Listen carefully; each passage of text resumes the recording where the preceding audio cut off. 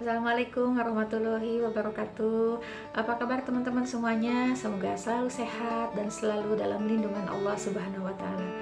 Teman-teman, kadang kita mau memulai usaha ya, tapi kita suka bingung usaha apa ya yang kira-kira cocok untuk kita laksanakan. Jadi ada beberapa yang bisa jadi tips ya untuk teman-teman yang mulai usaha, siapa tahu ada manfaatnya.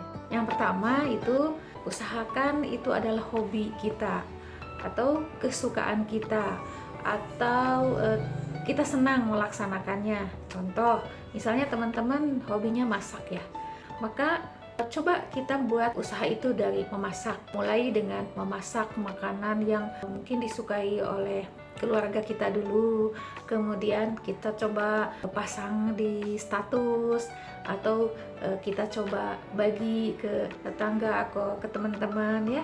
Kalau ada respon baik, nah kita coba mulai untuk menawarkannya. Atau misalnya kita suka menjahit, nah coba dalami cara menjahit. Terus kita juga coba cari trik-trik menjahit apa yang sekiranya mulai sekarang di pasaran sedang tren-trennya gitu. Jadi harus yang kita suka dulu. Sebab apa? Sebab kalau kita suka menjalankannya, kita nggak akan jadi beban apabila nanti kemudian ada suatu ujian-ujian yang akan datang kepada kita di saat menjalankan usaha itu sendiri. Jadi kita enjoy melaksanakannya, senang, hobi gitu ya. Nah, itu yang pertama, yaitu sesuatu yang kita suka atau hobi ya. Yang kedua, lihat lingkungan atau lihat keadaan, lihat kondisi. Misalnya teman-teman tinggalnya di lingkungan dekat sekolah, jadi apa yang disukai oleh anak-anak sekolahan? Itu misalnya jajanan-jajanan yang murah meriah ya, jajanan yang 1000-an, jajanan yang 2000-an gitu ya. Misalnya teman-teman tinggal di daerah dekat pasar. Nah, apa nih yang bisa orang-orang pasar, para pedagang-pedagang yang sukai, misalnya untuk yang suka jual makanan ya, suka bikin makanan, jual makanan apa, mungkin mereka kan sibuk tuh pagi-pagi ya, tidak bisa menyiapkan makanannya, mungkin akan ada jual misalnya nasi uduk atau bubur, atau mungkin yang biasa untuk sarapan, lontong. Jadi lihat situasi atau lihat kondisi, dan lihat di lingkungan kita itu sukanya apa. Yang ketiganya, lihat momen-momen. Mungkin momen nih, sekarang ini mau masuk bulan Ramadan nih. Bulan Ramadan orang biasanya suka apa?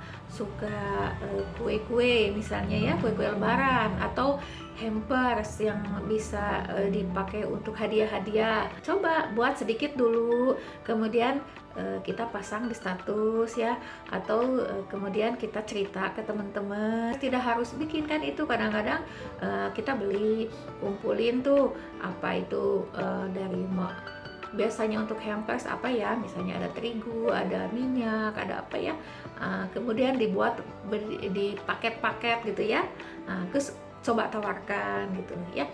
Tuh misalnya ini momen apa, momen lagi apa lagi, misalnya momen tahun baru orang suka apa, oh suka bakar-bakaran.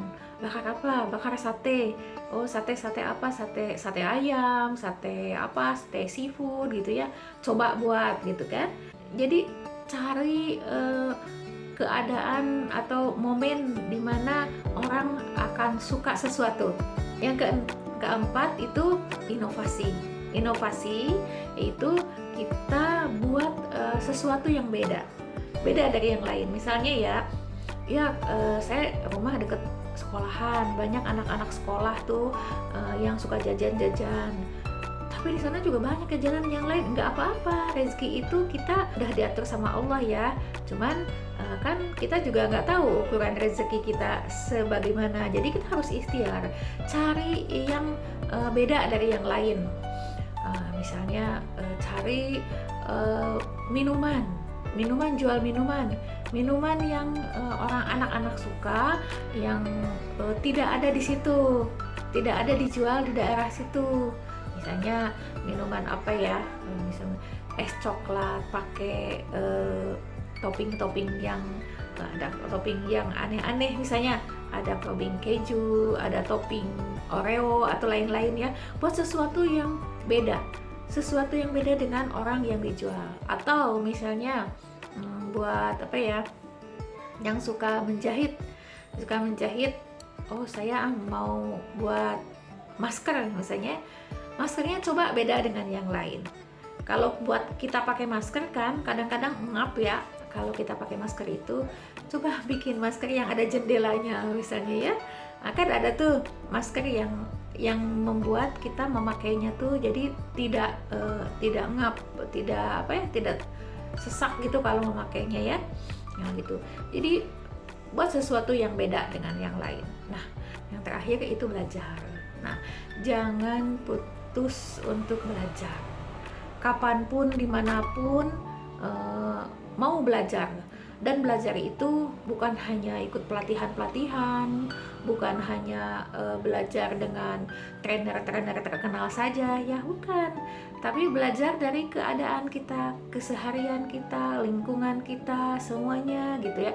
Belajar dari mulai apa yang disukai orang, apa yang tidak disukai orang, apa yang sedang menjadi tren, apa yang sekarang menjadi viral gitu. Nah, belajar. Begitu juga kalau kita sudah menentukan satu produk yang kita mau hasilkan, yang mau kita coba untuk mulai usaha di situ, itu pun kita harus belajar juga. Belajar cara penghitungannya ya, mulai dari cari bahannya di mana, yang termurah di mana, yang bisa cocok dengan kita di mana, bukan hanya murah aja tapi juga berkualitas ya. Kemudian kita hitung juga bagaimana ini harga pokoknya, bagaimana masuk apa tidak, kemudian bagaimana cara memasarkannya ya, itu harus dipelajarin. Kita pelajarin bagaimana belajarnya dari mana juga ya, banyak sekarang ya, mungkin di YouTube juga banyak tuh, di media sosial yang lain banyak. Yang penting kita manfaatkan kemajuan zaman ini, media sosial ini untuk kita belajar ya. Belajar terus, jangan berhenti belajar sampai kapanpun. Jadi itulah tips yang moga-moga bisa menjadi tambahan pengetahuan untuk kita memilih usaha. Moga setelah ini akan teringat, akan tergali ya di pikiran kita. Oh, kita mau usaha apa? Oh, kita mau memulai usahanya kapan ya, jangan dinanti-nanti, maka buat aja dulu gitu. Yuk kita mari mencoba berikhtiar di jalan Allah ya, sebab Rasulullah juga dulu kan berdagang ya, maka ikut sunnah yang ini ya, kita berdagang, kita berusaha itu bukan untuk mencari uang niatnya, tapi niat untuk ibadah. Kalau nanti ada hasilnya, itu adalah bonus. Dan hasilnya juga bukan hanya berupa uang nanti yang akan datang kepada kita, yaitu kita hasilnya itu berupa kita mendapat teman yang banyak, mendapat relasi yang banyak, teman-teman yang baik, kemudian kita mendapat ilmu-ilmu yang banyak juga, banyak ya yang kita peroleh dari kita berusaha itu. Kita masuk dalam komunitas misalnya ya. Itu saja teman-teman ya, siapa tahu ada manfaatnya untuk kita semua ya. Sekian, wassalamualaikum warahmatullahi wabarakatuh.